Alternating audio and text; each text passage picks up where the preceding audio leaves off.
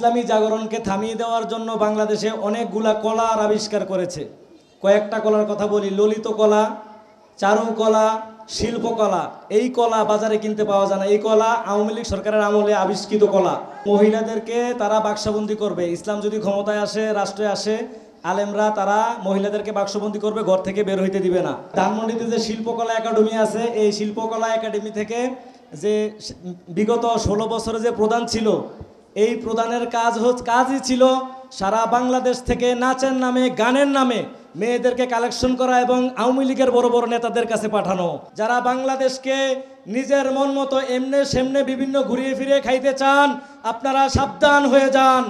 ইসলামী আন্দোলন বাংলাদেশের পক্ষ থেকে এমন দুর্বার আন্দোলন গড়ে তোলা হবে, একটি চাঁদাবাজকেও ঘরে থাকতে দেওয়া হবে না ইনশাআল্লাহ।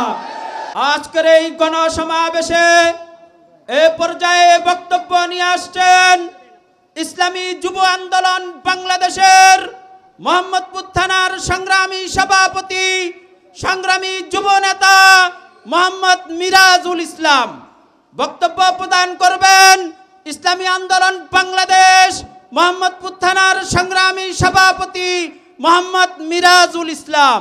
ইসলামী আন্দোলন বাংলাদেশ মোহাম্মদপুর থানা শাখা কর্তৃক আয়োজিত আজকের গণসমাবেশের সম্মানিত সভাপতি, প্রধান অতিথি ও বিশেষ অতিথি ভূমিকা ছাড়াই আমি 2-3টা কথা বলবো। সকলেই মনোযোগ সহকারে শোনার চেষ্টা করবেন ইনশাআল্লাহ। আমরা জানি যে বাংলাদেশে ইসলাম কেন প্রতিষ্ঠা হয় না, তার পিছনে কিছু প্রোপাগান্ডা ছড়িয়ে দেওয়া হয়েছে। তার ভিতরে উল্লেখযোগ্য একটা অভিযোগ হলো যে ইসলাম যদি ক্ষমতায় আসে তাহলে নারীরা আর ঘর থেকে বের হইতে পারবে না। এই অভিযোগটা আছে না ভাই? এই অভিযোগটা ছড়াই দিছে যারা, তাদের ইতিহাস আমি একটু বলে যাই। তারা ইসলামী জাগরণকে থামিয়ে দেওয়ার জন্য বাংলাদেশে অনেকগুলা কলার আবিষ্কার করেছে। কয়েকটা কলার কথা বলি, ললিত কলা, চারুকলা, শিল্পকলা। এই কলা বাজারে কিনতে পাওয়া যায় না। এই কলা আওয়ামী লীগ সরকারের আমলে আবিষ্কৃত কলা। এই কলার ইতিহাস আমি সংক্ষেপে বলি। এই বাংলাদেশে ইসলাম বিদ্বেষী চক্র যারা ক্ষমতাসীন ছিল বা আছে, এরা প্রত্যেকেই ইসলামের ব্যাপারে কিছু না কিছু প্রোপাগান্ডা ছড়াইছে। তার মধ্যে একটা হচ্ছে যে মহিলাদেরকে তারা বাক্সবন্দি করবে, ইসলাম যদি ক্ষমতায় আসে, রাষ্ট্রে আসে, আলেমরা তারা মহিলাদেরকে বাক্সবন্দি করবে, ঘর থেকে বের হইতে দিবে না। তো এর পরিপ্রেক্ষিতে তারা কি করছে, সেই কয়েকটা বিষয়ের ভিতরে আমি একটা বিষয় বলি। যে গত 4 দিন আগে 21 টিভিতে একটি প্রতিবেদন করছে।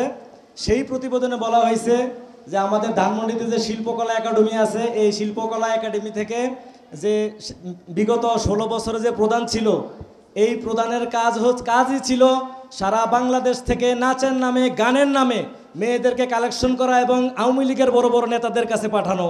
সবাই বলি নাউজুবিল্লাহ। তারা আলেমদের ব্যাপারে আমাদের যে সমাজে বিশৃঙ্খলা এবং ভয় ভীতি ছড়িয়ে দিয়ে তারা বাংলাদেশের মেয়েদেরকে পণ্য হিসাবে ব্যবহার করতে চায়।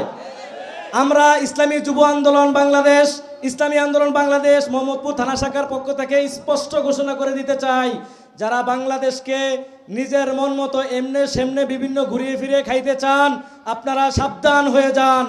ইসলামী আন্দোলন বাংলাদেশের পক্ষ থেকে এমন দুর্বার আন্দোলন গড়ে তোলা হবে, একটি চাঁদাবাজকেও ঘরে থাকতে দেওয়া হবে না ইনশাআল্লাহ।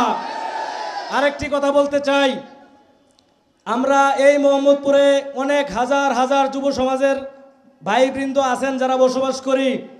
আপনারা জানেন এই মোহাম্মদপুরের মেজরিটি সমস্যার ভিতরে একটা সমস্যা হচ্ছে কিশোর গ্যাং।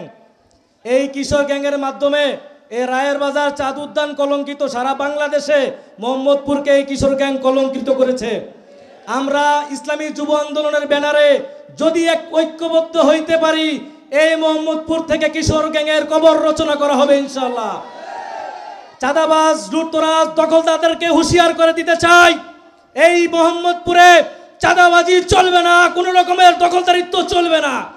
যদি কেউ চাঁদাবাজি, দখলদারিত্ব করতে চান, হাত পা ঘরে রেখে আসবেন, আনলে স্পষ্ট ভেঙে দেওয়া হবে ইনশাআল্লাহ। এই বলে আমি আমার বক্তব্য এখানে শেষ করছি। আসসালামু আলাইকুম ওয়া রাহমাতুল্লাহ।